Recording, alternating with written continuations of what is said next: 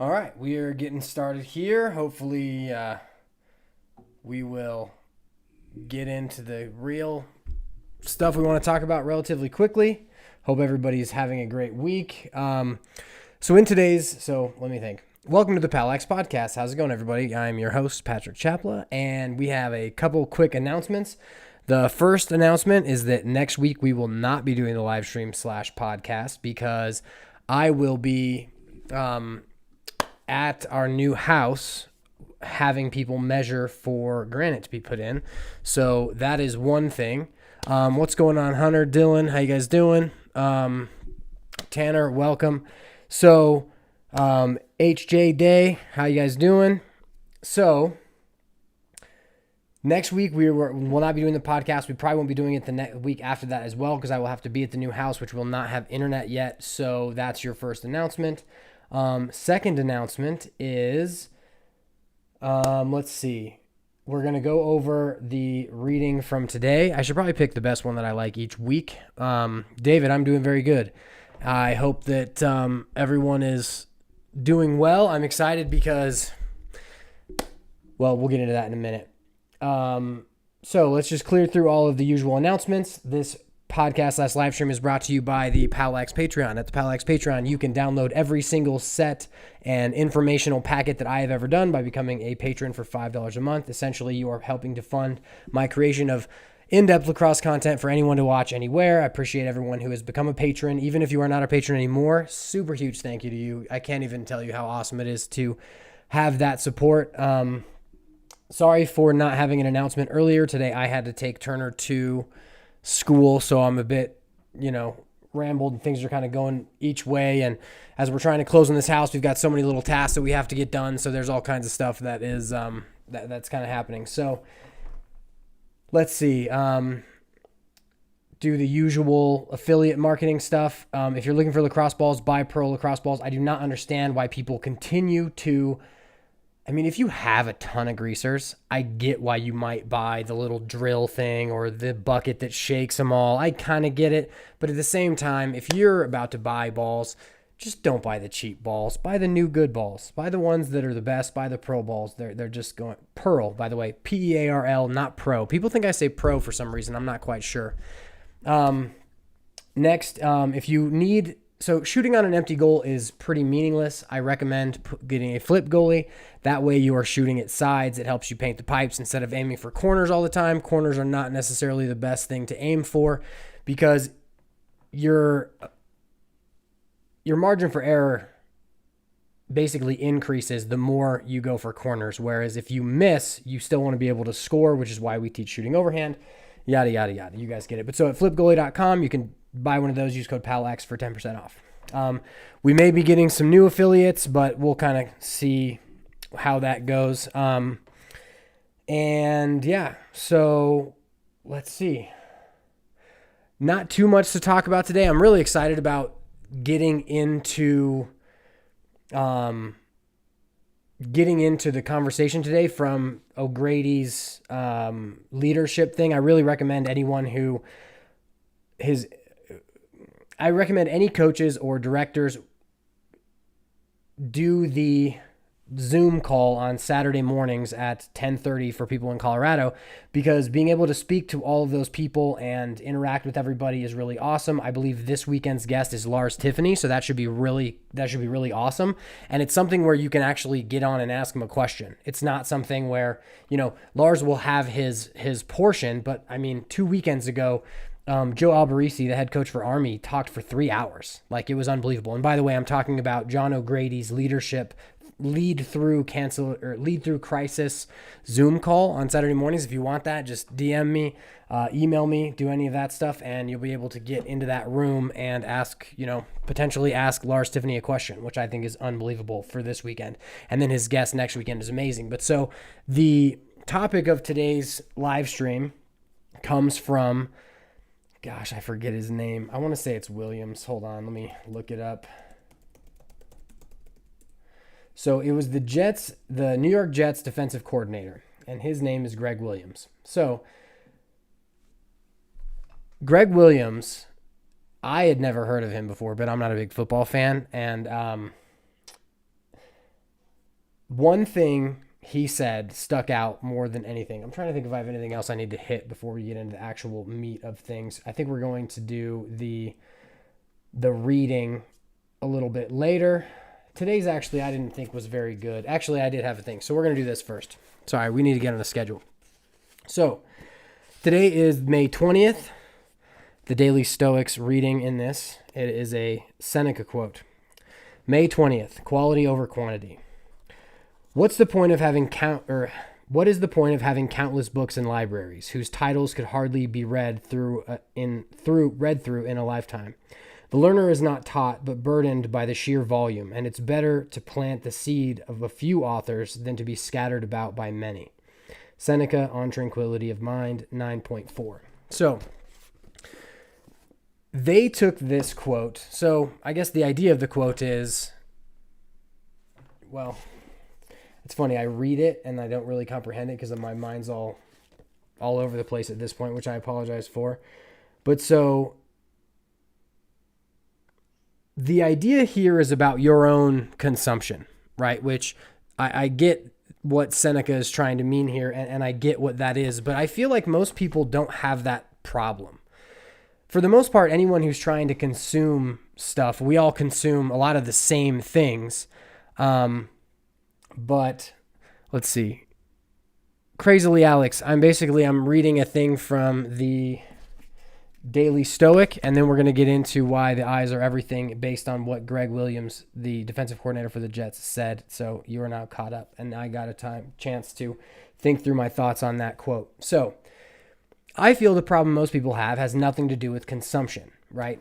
Everybody watched Game of Thrones, and if you didn't, you missed out, except for on the last season because they totally butchered the last season, which was a true injustice. Like, if you think about real art, it would literally be I believe it's Michelangelo, if Michelangelo just didn't finish David, like he chiseled off his leg or something like that. Like, there's true beauty in the artwork that was done through Game of Thrones, the first 6 seasons, and then they just butchered the end. But so I don't feel like many people really have much trouble with consuming things of quality, because if it's not quality, people won't listen unless it triggers our senses, where you're getting into the whole idea of being scared versus being, I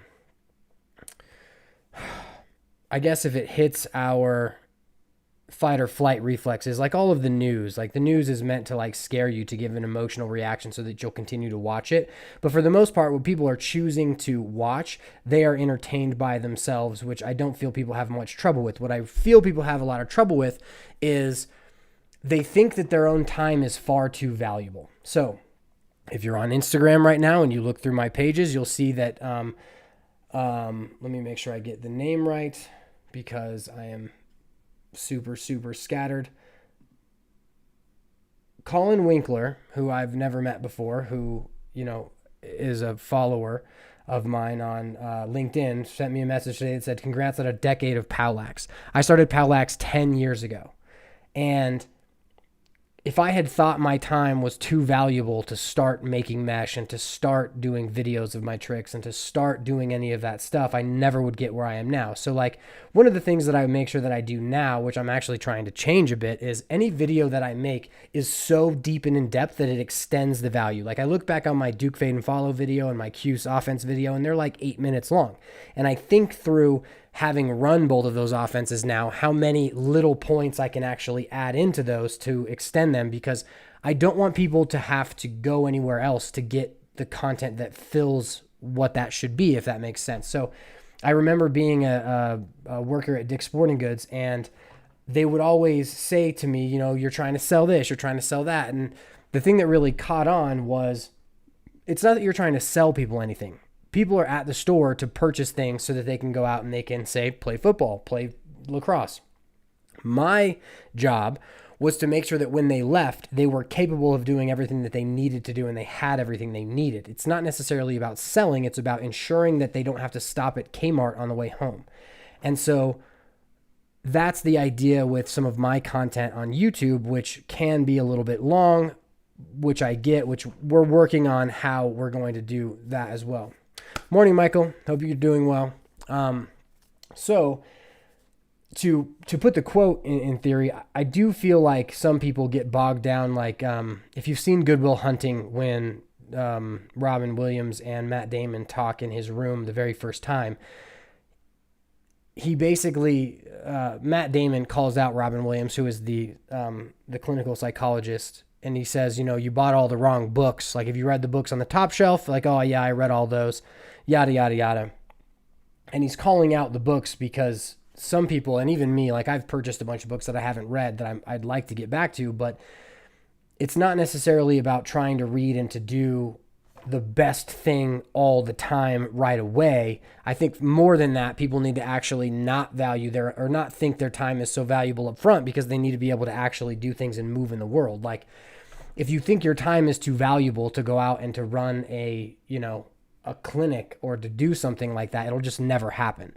But if you realize that what you're producing does have that quality, but it's not, you have to actually go out and do it. You can't be scared that you're not going to do something of the quality that you want it to be, because then you're just going to be, sorry about if you guys can't hear as well. It's lawn mowing day again, which I will not have to deal with for any other podcast coming up, because like I mentioned before, for anyone who missed the very early stuff, is we're going to be moving in the next couple weeks, and so there will be no podcast next week or the week after that. And then after that, I think we're going to start doing a lot more guests.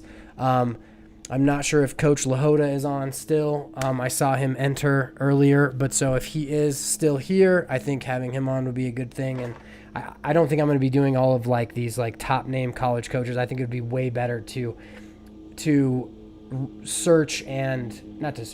interview people who are the real builders. Not that like the best college coaches aren't builders, but I feel like there's if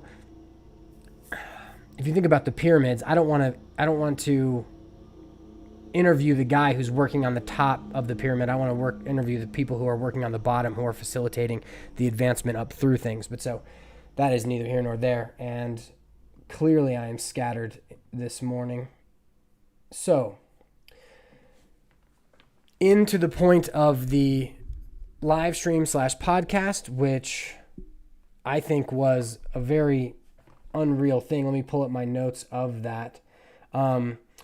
Once again, this is the John O'Grady Leadership Through Crisis Zoom call. He had on Greg Williams, the defensive coordinator for the New York Jets. And,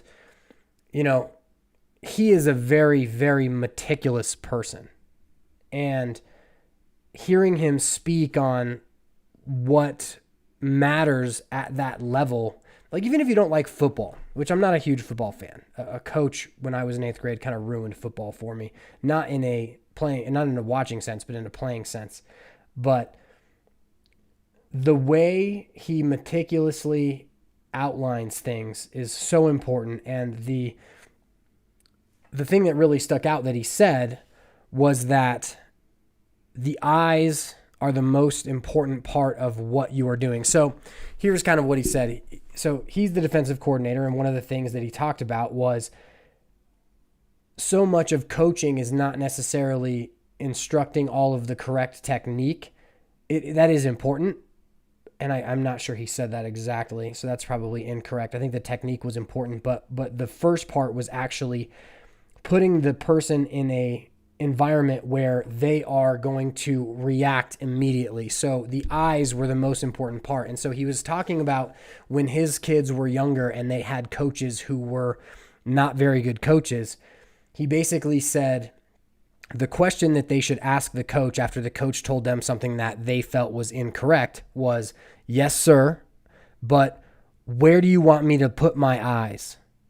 And I thought that was incredible because it's so true. And he basically talked through that many coaches will then come up with some BS answer of what they think in their head might be true, but actually isn't true at all. And so the live stream thing today, I guess the thumbnail is of a kid named Keegan, who was an incoming freshman playing Rising last year for our POWLAX team, and man, he crushed it. But he he also has put in a lot of work through box and other things. And he definitely, anytime he has the ball in his stick, his eyes are always up and into the middle of the field. And that's what you want in terms of lacrosse. Like, where you look is so important because everything is based on, all of your reactions are based on your perceptions, and lacrosse is such a visual game that where you look is so important. And Coach Williams' point was to basically say, it's not so much that, like, technique is important, but it's not so much that all of the schematics are going to be important, but more that you're setting up each individual in a way where their ability to react and give them and give them accurate feedback is the most important thing. So if you are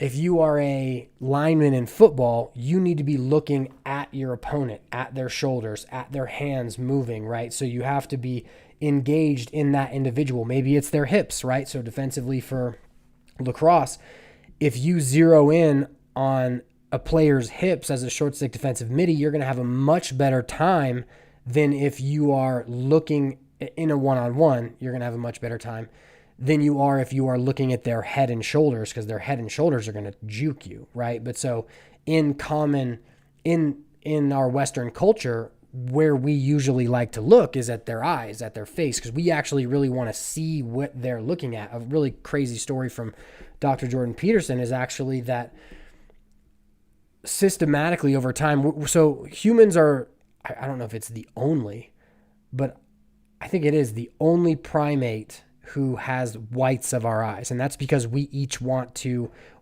know where we are looking, like where the other person is looking, what they're paying attention to. And as you watch small children, like I watch Turner, he knows exactly where I'm looking at all times, right? Like he's always watching me, seeing what I look at. And, he loves his phone, which he doesn't know how to use the phone. He likes the music that comes out of it once we play it. But now he doesn't like that phone because I'm not looking at that phone. And so I think it's something that I'm going to try to emulate a lot more. So actually I saw a post from Jack it wasn't Jack. It was, what's his name? Martin. I want to say Martin. So if you don't follow Jack with Two Wolves Lacrosse, you definitely should, as well as Martin with, I believe it's Martin Bose. I'm not sure exactly how to say his name, but you should find them on TikTok and Instagram, and definitely follow them. They've got great stuff. I don't think Jack has a Instagram or a YouTube, but I know Martin does. But so they put out great content, so you should follow them as well. But one of the things I noticed was that, so I started messing around with the Switched On training app, which I think is a very cool thing because it gives you can customize it so that it gives you specific directionality, right? So it's basically a phone that you put somewhere that will say, in a rhythm, red, green, blue, yellow, whatever color you want, or arrows to show direction or certain things. And so I hadn't had a time to actually go and utilize this. And the idea behind the Switched On training is that a lot of what individualized training has no reaction to it, right? You're not reacting to anything. Whereas if you're reacting to what this phone randomly says, you are better equipping your mind because you're reacting to something rather than just going through the motions. And so I did one where it was all the corners of the goal. And if you've been on Instagram or TikTok, you saw this, and it basically said, top right, bottom left. And so as I spaced out the time so that I could pick up a ball, load, and then whichever one it said, I would have to hit that thing. And so, but what I noticed on Martin's TikTok this morning, it actually wasn't Martin's. It was something that the Switched On training took from Martin as he used it, was that when he placed the phone down, he put it on the ground. And so as he was interacting and as he was doing the dodge, it actually would simulate someone looking at the ground instead of being upright, right? So when I have our next training, if I decide to use this, I'm going to put the phone on a tripod in the middle of the field because that's where I want the player's eyes. And so you have to train like that because And I can think of a ton of different ways to use this. And I'm actually very excited to get in and actually use the Switched On Training app. And I spoke to the guy, and I'll probably produce some of these for him, because I think the ability to use his app, and he does all his stuff for free. Like, his app is free. You can download it and you can create whatever you want with it, which I think is exceptional. As with all of my training is all, free until you get to the written content. But I just think that it would be a very valuable thing for anybody to be able to use. So, and it can actually train, your eyesight, where you're looking, and then where you're looking creates a decision-making tree, which I think makes things so much different than if you're just, you can tell a kid to imagine what's going on, but gosh, that goes straight over their head so often, and you can definitely tell that because it just doesn't, it doesn't actually hit. So Keegan actually just hopped on YouTube, which I think is pretty cool. Let's see. It's weird. I see concurrent viewers as 1, but there aren't that many. Keegan, we talked about you a little bit earlier, man, if you're just getting on. So that's the basic understanding. And so I want to kind of relate the daily Stoic teaching of, quality over quantity, as well as the, the eyesight thing. And so I think that within any rep, if you can incorporate decision-making based on your eyesight, you are going to become a much better player. So using that Switched On Training app will definitely help you. But in another sense, I think that so many people think that they have to have such quality that they don't start. And I think that is the most important thing to get rid of, right? Like, if you have to be able to shoot and hit the top right corner when you first pick up a lacrosse stick, you're never going to play, because you're never going to feel comfortable with how terrible you're probably going to be. But then over time, you continue to work, you continue to get better, and that, is a good thing. Now, within the idea of having a vision and having eyesight, I think that, so the book I was referencing last week was actually not the Master Key System. It was Think and Grow Rich. And so someone mentioned that the Secret had it in it, but it was actually a reference to Think and Grow Rich. The I am whole, strong, powerful, or whole, perfect, strong, powerful, loving, harmonious, and happy. And the visualization of that to give you the emotional state of that, so that you can move through the world in a better state than if you were, say, angry or frustrated.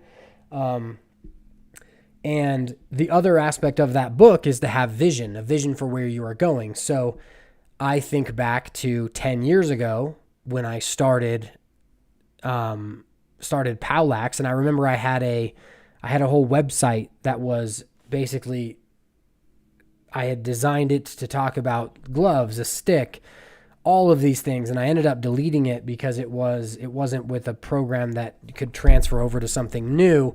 And I remember I got a call from someone who was like, why did you delete that? Like, I used that, like I sent people there. And it really let me understand that, first off, make sure that you continue to build things in a way where they'll last longer than if you transfer something over, you'll have to like redo them all. But also, even in that moment, I was trying to teach the sport to other people. And I didn't recognize it then because I hadn't been a coach yet and I hadn't interacted with the landscape as far as what was needed, but I knew I wanted to do something in lacrosse. And so what I knew I could do is I knew I could sit in my garage. I knew I could sit in my basement and dye and make mesh. And so that's what I did. And I'm not doing that anymore. But it got me through the time, and it allowed me to see exactly what I wanted to do. Like, I remember sitting down to make mesh, and I remember thinking, I am wasting my time. Not necessarily because, well, it was because I wasn't doing something meaningful, right? I was sitting down to make mesh, and it was a monotonous task, and I was watching a movie, and I was being entertained by the movie and the act of creating something, which was a mesh. But at the same time, it wasn't fulfilling because I felt like there was better stuff I could be doing. But it did serve its purpose in getting me to where I am today, as far as really funding a couple years of my life, which I thought was, very cool. And nowadays, I won't, you know, I will turn down activities because they are not as meaningful as I would like them to be. Like coaching, I feel is meaningful, interacting is meaningful. And this whole situation has been a bit of a, a tough situation to not interact. But at the same time, like that 222 Virginia, 222 from X by Virginia, I've had that video in my head since last year, and I only now had the time to really put into it, which was awesome. And then a crazy thing, let's actually check the, I want to check the analytics from these last couple videos. But so the 232 clear, yeah, it's still leading. So over the course of the first 4 days, 2 hours of a video, the 232 clear has had 591 views in its first 4 days, 2 hours. Virginia's 222 from X has 577 views. Now, if this was in the middle of the season, those two things would skyrocket, right? Because in the middle of the season, that's when most of my views come. That's when most people become patrons because they're actively looking for that information. Now, the people who've watched these videos over the past few days, they are way more real connoisseurs of the sport, coaches, whereas, if a coach tells players to watch my videos, then I'm going to get more views in the actual season. But out of season, it's a lot less, right? But so the fact that the clear in the first 4 days, 2 hours has more than an offensive set is pretty cool. It's also the very first 232 clear video, just so we're clear. Like, it is a novel video, that video. But I thought it was pretty cool to see that a clear got more views than an offense. That was pretty cool. That means that people's focus is on, the nuance of the game, which I respect fully. So that's going to be, this is going to be a short one. We're going to wrap it up. I got a bunch of other stuff to do. I've got a bunch of tasks I need to do to make sure that all the stuff with the house goes through. So we'll do a quick Q&A. So if you have any questions, hit me up and let me know. I just was sent, Julia Loves Lax sent me a panda. Julia, what does that mean? I don't even know what that means. Like, I got a panda, which I think is cool. Like, I like pandas. My son loves his panda. It's like his favorite thing. But so if you have any questions, I had a question from, where was it? Earlier on TikTok, which was basically, have you ever looked into the MCLA?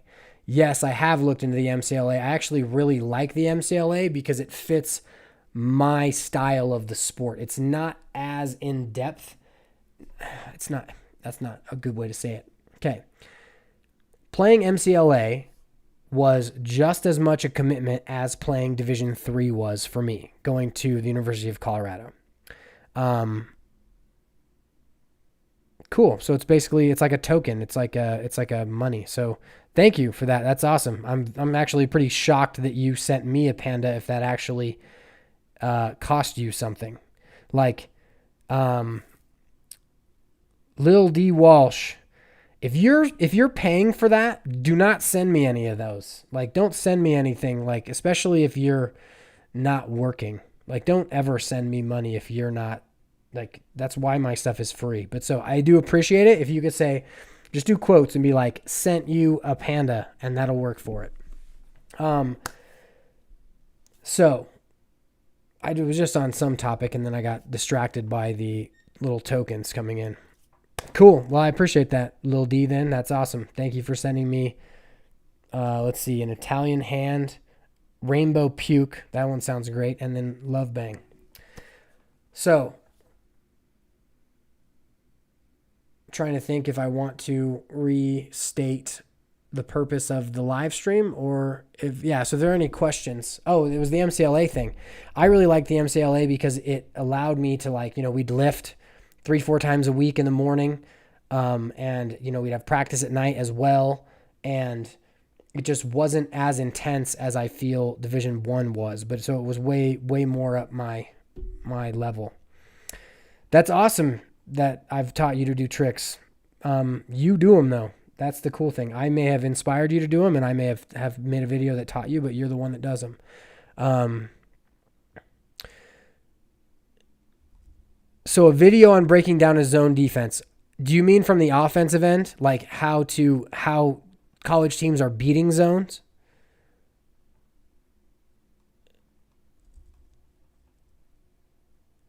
Let's see. Okay, hold on.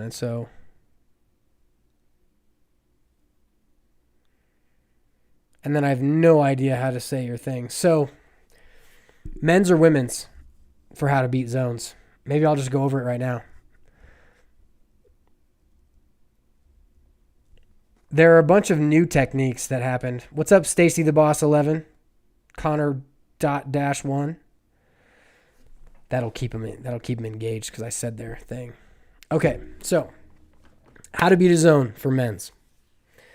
First, the 1-4-1 carry step off offense, that is a man up video I made, is one way that teams like to try to beat zones. That's the way that Salisbury tried to beat Wesleyan in the, I don't know which year it was, 2017 national championship for Division III. That can work. The idea of stepping into gaps. The key to beating a zone, especially depending on the level, is to isolate one zone and Connor, sure, I don't mind. And then carry to one side and kind of throw back to that zone and pull people out of backside zones and then kind of step into the gaps as everything goes.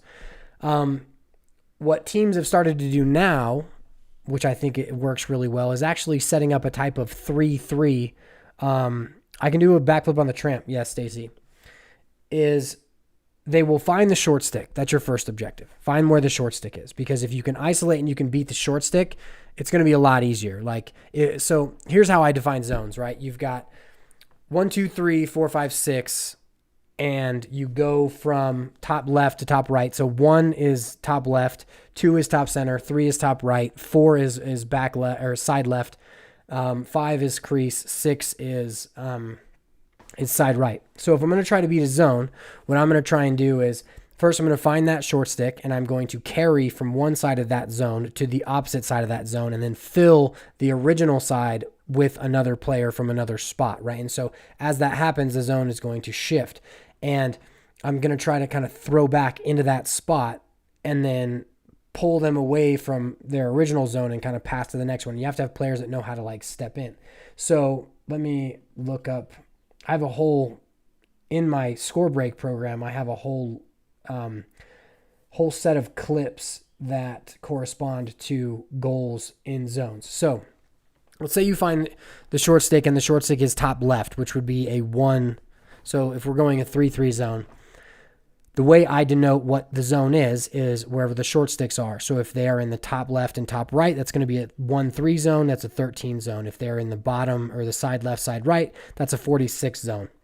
Wherever the short sticks are, that's where you're going to want to, that's how you're going to denote that it's the zone. So if they use a 46 zone, I'm going to dodge the shorty on the pipe every time with my best attackman. And for the most part, because they're in a zone, if I can keep players inside or on the back pipe as that's happening, they'll have to slide to it because it's a short stick against one of my best attackmen, which should create whatever avenue I want. Now, it's much more difficult to do it if they are in the top left and top right. And what you'll see a bunch of teams like Duke doing is they will actually set up a umbrella set with it's basically a 3-1-2, and they'll run motions like Cuse where they will mirror or pick in the top right and top left against that short stick because it's going to basically pull them.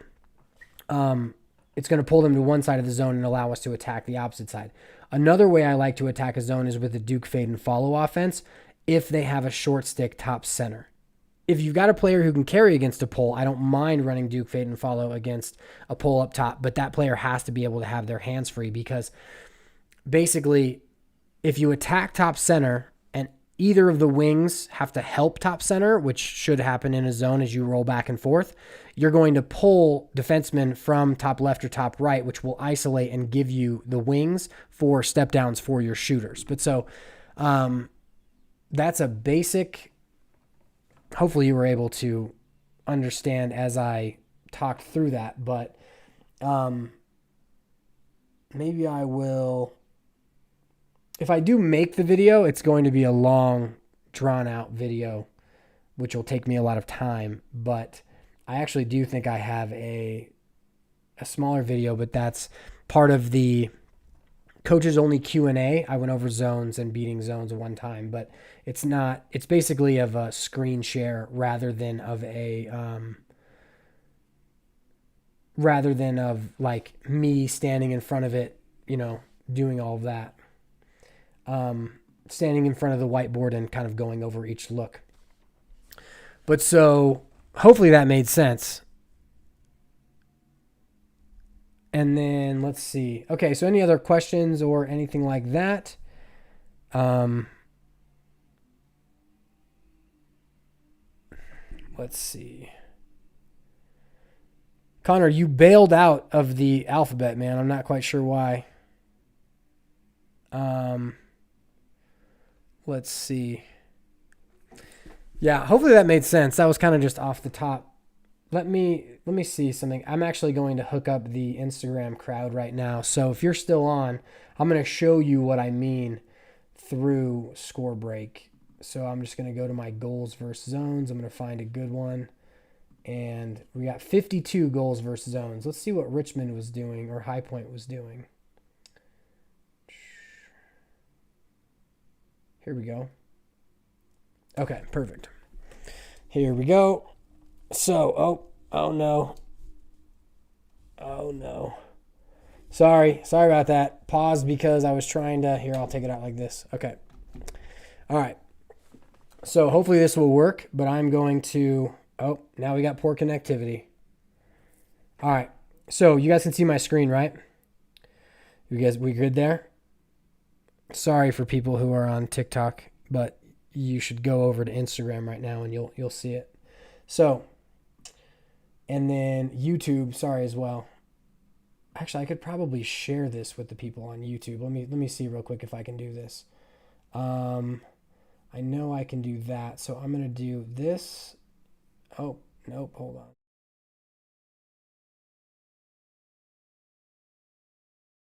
We are not going to do that because that will take me a while. Okay, so here we go. Boom. Okay. So if you can see, what we're going to have is this player here that has the ball there. So I believe it's Robert Morris, right? Robert Morris is in their zone. Notice how this player here is going out to set a pick on the defenseman right here. So this is going to be a 25 zone, I believe, because the short stick is going to be top center, and then there's going to be a player on the crease. Now, what they're going to try to do is they're going to curl this way, have the other player mirror to this end, and then usually there'd be a player back pipe or someone on the other side as well who would then be able to attack the two on the wing with that thing. So as they step off, they could throw back, and now they're going to end up throwing forward, and I believe this is actually a type of the Cuse motion. But so let's just watch them kind of play it out. Curling from X. I don't know that I would have taken that shot. All right. Back up top. Let's see what they try to do. There goes Asher Nolting, Colorado proud. See what he tries. So he's going to drag. Okay, so that was huge. So you can't really see it because we've got two sets here. But so as Asher has the ball top center and drags to this top corner, so he's basically going to pull the 2 and the 3 defensemen into a specific spot and then try to push it and push the 5-on-4 back the other way. Now, as he steps in here, what he's trying to do is let's go back a couple frames. If this player stepped in a little bit more, once the ball was passed to him, he would then be able to step in and draw this defender, which would then leave this player open, and then we'd curl from X, right? So now that didn't happen. Now they swing it again. I think it's going to go through, yep, to a step down. Yep, nice goal. So as we look at this, I could do one of these that's just me talking, but let's go back a bit. So balls at X, obviously skip passes are going to work really well. This is clearly going to be their big shooter. Balls at X, they have all the attention. No look. He literally looked that off the whole. I have no idea how that wasn't picked off. Then we just have a step in and you beat him that way. But so I'm going to put this back through. Who's MLG? Here we go. I'm going to put this back up here. But so maybe I'll just do a whole video on beating zones in that way where you guys can just see the screen. And perhaps that'll be the new way we do the live stream. Hopefully the YouTube live stream hasn't totally gone out. But so, yeah. I think that is going to... I've learned so much. The team also before Corona team was running. That's awesome that your team is running the 10-man ride, Connor. Got another new message. Noah hopping in. All right. So I think we're going to wrap that up for today. Sorry it was so spacey. Once again, we're not going to be doing a live stream next week or the week after because we're having Granite put in. If I can figure out a way to do it, I could actually probably do it on Instagram or on TikTok. Maybe we'll have to have some votes on which one we do. But basically the idea is that I'm going to be moving, and so within that, we'll be busy doing a bunch of stuff, fixing up the new house, all of that. But once we get the internet swapped over and the new house kind of set up a little bit, we'll be coming right back through. We'll probably have some new stuff coming in for you guys as well. Connor, no, I will not. But we will see at some point. I've got to learn how to do the broadcast thing to... what do you call it? I got to do the broadcast thing so I can do the same broadcast to Instagram, Twitter, all of those things. I appreciate it, Connor. I'll check you out, though. I'll check out your profile, see if I would follow. But for the most part, I don't do follows over that. James Adrian on YouTube says, can you go over your LSM philosophy, when to use them and not? I use them as much as possible on the defensive end. I think the most important aspect of using an LSM is making sure that your ride and your clear allow you to get an LSM on the field, right? So take the most college teams now are going to pull all of their attackmen to the off-box side at the midline so that they have the ability to run an offensive midfielder off to get the LSM on as they are riding. Some will even... it depends on what kind of ride you're doing, but at least one player should be able to come to the box side. Whether they're going to know that and how you teach that has to do with being able to run full field drills. There's actually a really great drill that Coach Through Cancellation just did, which if you haven't seen the Coach Through Cancellation videos, you should go to YouTube and you should watch all of them. It's Coach Chamati from Richmond basically hit up all of the collegiate coaches and had them run whatever 2 or 3 drills and show and teach them. And there's tons of good information there. But so, you always use the LSM. I like my LSM to be able to carry into the offensive end and potentially dodge. But they have to be some of your best stick handling poles. And, we always use our poles. It can be tough teaching young teams how to run poles, but that's another thing with running the box. So I recommend watching the substitutions running the box video because I believe that's more of your question rather than just like when do you use them and when do you not. Like you use them on the defensive end all the time, but you have to learn how to sub them on. I got to make a new face-off video too because my face-off stuff has definitely, definitely become outdated. There's new stuff that I think will help a ton of teams because people are so locked up in that. What's up, Jace? Tell the fam I say hello. Jace is like my little nephew-in-law. Connor, I will be running clinics in the summer. Parker is opening up, which I'm super pumped about, but there's a bunch of little rules. I literally was just before this. One of the things I had to get done today before I did the live stream was go over and talk with the people of Parker who, apparently indoor rentals are going to be allowed June 1st, but they're going to have all these mandates and these things that you have to do in order to have the time. I'm not sure what they're going to do with lacrosse. But there will be stuff to do, hopefully, as we get into the summer and start running some things. It's definitely something I would love to fill. I'm excited to get moved by the middle of June because that will allow me to kind of chill out a bit through the end of the summer and run some clinics and do some things. But so, yeah. So it's looking like we should be good to go. So I'm going to wrap that up here, and hope you guys enjoy the rest of your week. If you guys need me, hit me up, DM me on any of the platforms. Make sure to check out pearllacrosse.com to buy balls. Use code POWLAX for 10% off. Also do that at flipgoalie.com. Once again, huge shout out to all of the patrons, whether you're a patron now or have been a patron in the past. The support is unbelievable. I'm extremely grateful for that. And we're going to have a lot of new cool stuff coming out. Hopefully we will be, well, that's way in the future, but we got some new cool stuff coming. So I'm excited for everyone to check it out when that happens. And that's going to wrap us up. Thank you guys for coming in, watching. And, last thing. Sorry about if you listen to the podcast, sorry for missing the podcast last week. For some reason, so I have to download the video of the live stream to then code it, to basically pull the audio and then put it into the podcast. But every Thursday I forget. I need to create like a ton of different things for that. Either way. Or I need to create a ton of different reminders so that I'll actually do it. But so, yep, thanks for listening to me ramble. Have a good one. I will catch you guys in a couple weeks. See you, Instagram. Bye, TikTok.